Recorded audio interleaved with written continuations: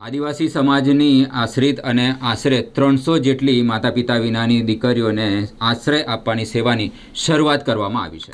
ભારતીય સંસ્કૃતિમાં સેવા તેમજ ધર્મની સંસ્કૃતિ તરીકે ઓળખાય છે, ત્યારે વિવિધ સામાજિક સંસ્થાઓ દ્વારા ગરીબ તેમજ આદિવાસી વિસ્તારોમાં વિવિધ સમાજલક્ષી પ્રવૃત્તિઓ કરવામાં આવતી હોય છે. જન સર્વાંગી વિકાસ ટ્રસ્ટ સંચાલિત સનાતન ધર્મ શિક્ષા સંકુલ આદિવાસી સમાજની અત્યંત ગરીબ તથા માતા પિતા વિનાની આશરે 300 દીકરીઓને આશ્રય આપતી સેવાની શરૂઆત કરવામાં આવી છે. આ દીકરીઓની ઉંમર 4 વર્ષથી લઈને 14 વર્ષની હોય છે. ગિરધરભાઈ વસાવા, રૂકૈયાબેન વસાવા તથા કિતાબેન ચૌધરીના માર્ગદર્શન, ત્યાગ અને નિષ્કામ સેવા મહાયજ્ઞ અવિરત રીતે ચાલી રહ્યું છે. ત્યારે આ દીકરીઓને રહેવા, ભણવા અને જમવાની સંપૂર્ણ જવાબદારી આ બહેનો પોતાની સંતાન સમાન પ્રેમથી નિભાવે છે.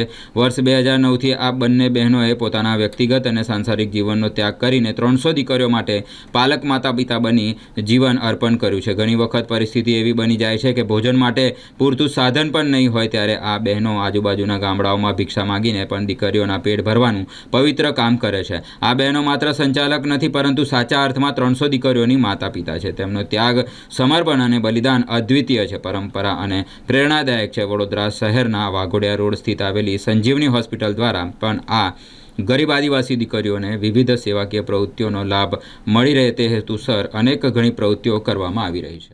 નમસ્કાર, હું ડૉક્ટર દલપત કાતરિયા, સંજીવની મલ્ટી સ્પેશિયાલિટી હોસ્પિટલ, સોમા તળાવ 4 રસ્તા, વડોદરા.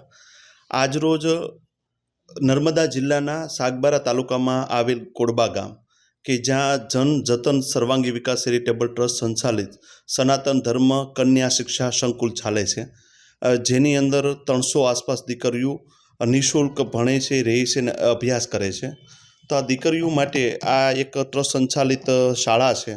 ત્યાં કિંતાબેન ચૌધરી, રૂકૈયાબેન વસાવા અને ગિરધરભાઈ વસાવા આ ત્રણેયના સંયુક્ત પ્રયત્નથી 2009થી આ સંસ્થા કાર્યરત છે, જ્યાં આદિવાસી સમાજની 300 આસપાસ દીકરીઓ માવતર વગરની અથવા તો ગરીબ પરિવારમાંથી છે અને ત્યાં રહી છે અને ત્યાં અભ્યાસ કરે છે. આ ટ્રસ્ટને કોઈ બીજેથી કંઈ યોગદાન આવતું નથી. સુરતના કર્મયોગી પરિવાર દ્વારા, ગોટી પરિવાર દ્વારા એ લોકોને ત્યાં સંકુલ બનાવી દેવામાં આવેલું છે. દીકરીઓને રહેવા માટે હોસ્ટેલ, 4 ક્લાસરૂમ અને એક પ્રાર્થના હોલ બનાવી દેવામાં આવેલો છે.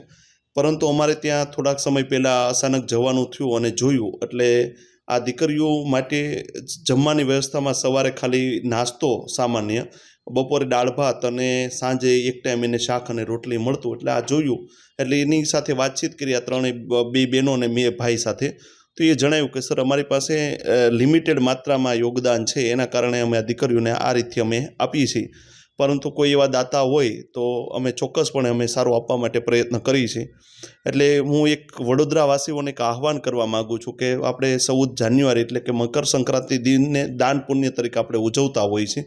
તો ફૂલની તો ફૂલની પાઘડી રૂપે કોઈને અનાજ દેવું છે, કોઈને કપડાં દેવા છે, કોઈને પેન, પેન્સિલ અથવા તો કોઈ પણ વસ્તુ તમારી પાસે પડી હોય અને આ દીકરીઓ માટે ઉપયોગમાં આવે તેવી કોઈ વસ્તુ તમારે ઘરેથી દેવી હોય તો સંજીવની મલ્ટી સ્પેશિયાલિટી હોસ્પિટલ, સોમા તળાવ 4 રસ્તા ખાતે સ્વીકારવામાં આવશે.